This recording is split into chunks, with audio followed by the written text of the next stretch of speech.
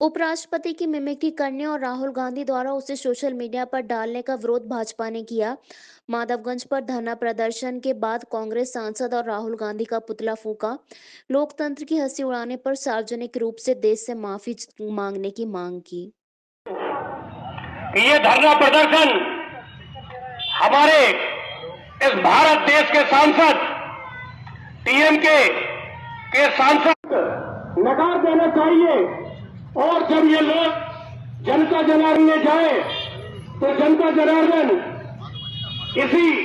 इनको एक नाटक कर एक मिमिक्री कर बताया है जो देश के लिए बहुत ही अपमानजनक है।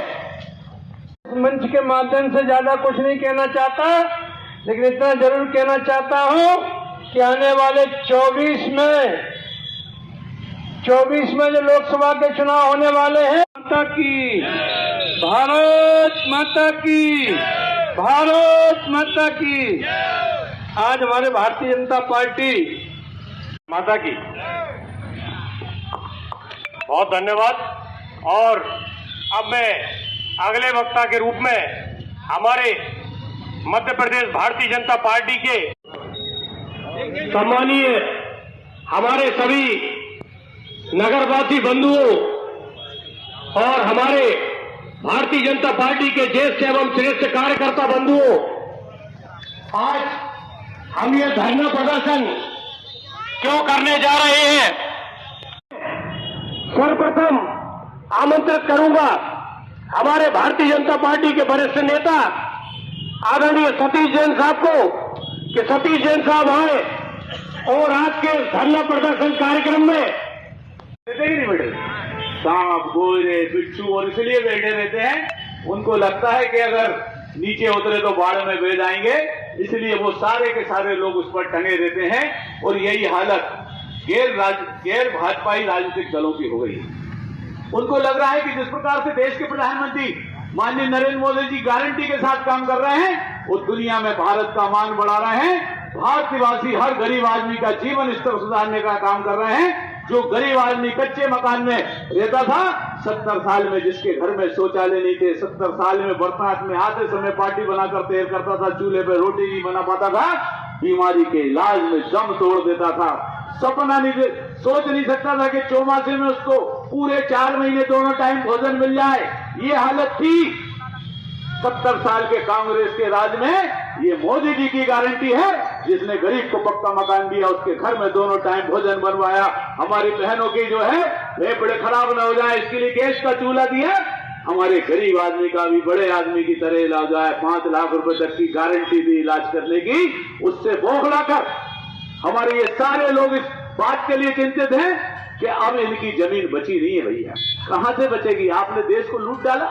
70 साल में देश की हालत क्या कर दी? हमारे देश का प्रधानमंत्री कभी विदेश में जाता था तो वहां के अखबार छापते थे कि भीख का कटोरा लेके भारत का प्रधानमंत्री हमारे देश में आए।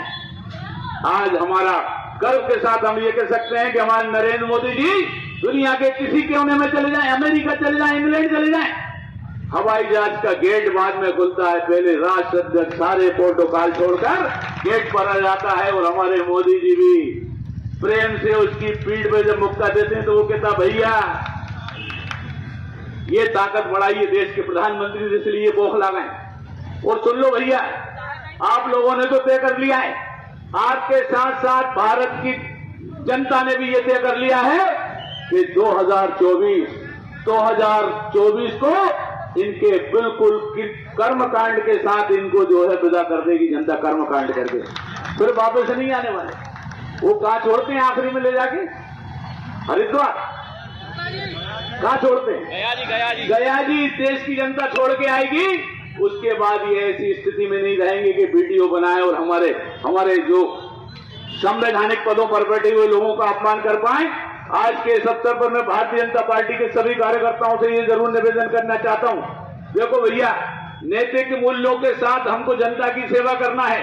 हम जिस राजनीतिक दल के कार्यकर्ता हैं, वह संस्कार, सबका साथ, सबका विकास, सबका विश्वास, ये भारतीय जनता पार्टी की पूंजी है।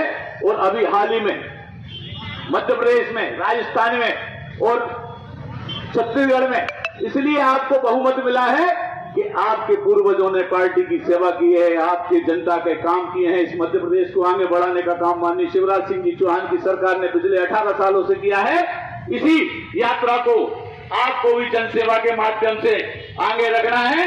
डॉक्टर मोहन यादव जी हमारे मुख्यमंत्री जी हैं, उनके नेतृत्व में शिवराज जी के द्वारा चलाई जा रही विकास यात्रा, शिवराज सिंह जी सरकार के द्वारा चलाई जा रही जन कल्याणकारी योजनाओं का लाभ जनता को नीचे तक पहुंचाना है।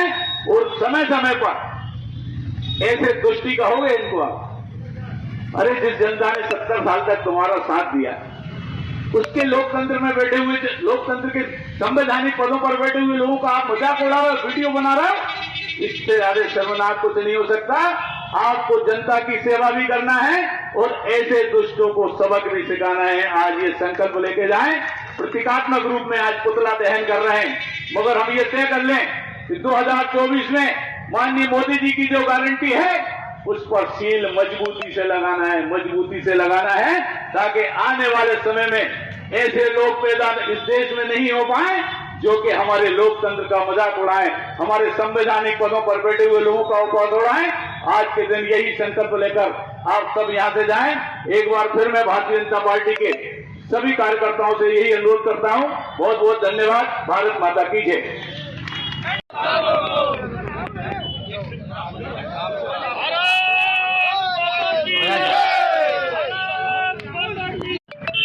कौन सा पुतला है ये तो बताओ।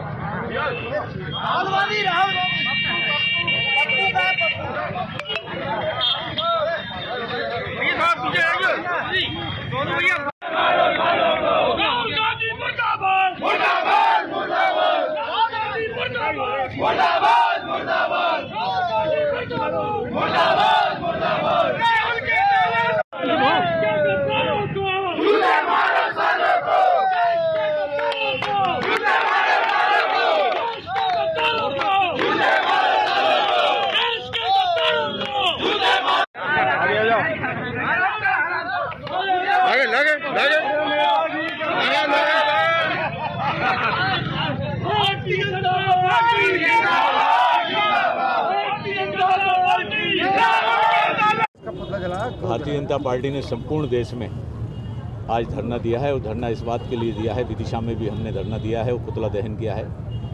लोकतंत्र के पे विश्वास रखने वाले इस देश में जिस प्रकार से लोकतंत्र को शर्मसार किया गया है, हमारे महामहिम उपराष्ट्रपति महोदय का उपहास उड़ाकर, उसका राहुल गांधी जी ने जो वीडियो बनाकर जो वायरल किया है, इससे ज़्यादा शर्मनाक घटना कुछ हो नहीं सकती।